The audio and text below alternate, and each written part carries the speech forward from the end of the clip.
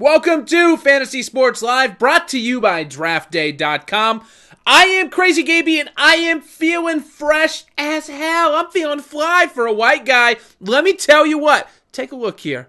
Got a nice little beard trim. I'm looking a little fresher than I have in the past. I'm ready to hit the town. But first, I gotta tell you about the NFL Draft. As you know, and it was impossible to not know given how much media coverage the NFL Draft receives nowadays, it happened last night, the first round at least, but I mean, who really cares about the rest of the draft? The first round is all we're really going to talk about.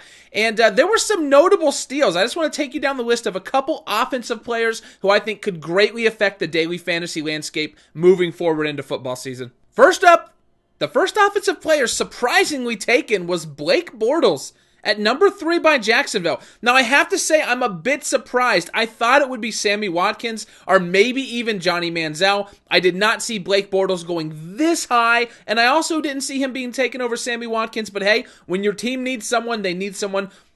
For what it's worth, I think Jacksonville screwed up. I think they need Johnny Manziel to electrify their team and get the fan base excited. But what do I know? I'm crazy. Of course, Blake Bortles going number 3 overall left Mr. Sammy Watkins to go number 4 to Buffalo. Sammy Watkins, the once-in-a-generation type receiver, possibly. The jury's, of course, still out. You can't predict these things coming out of college, but he looks to be as solid a prospect as any could possibly be. I think he has an excellent chance at turning the Buffalo Bills into, basically not a one-dimensional team. CJ Spiller and Fred Jackson have been the offense for the past 2 seasons. That could change now with the addition of Watkins. Eric Ebron at number 10 to Detroit was an absolute steal. The entire time he's been there, Matthew Stafford has never had a reliable tight end. He found Joseph Foria last year. He's had Brandon Pettigrew, but now he's going to have a legitimate potential top 5 overall tight end. Love the pick, Detroit. And of course, last but certainly not least, the most polarizing figure in recent draft memory, maybe since Tim Tebow, Johnny Manziel at number 22 to the Cleveland Browns. I hope the Cleveland Browns curse does not rub off on him. He only has 3 years and then he can get the hell out of there. That would be my advice to you, young Johnny. GTFO, you don't want to be stuck in Cleveland.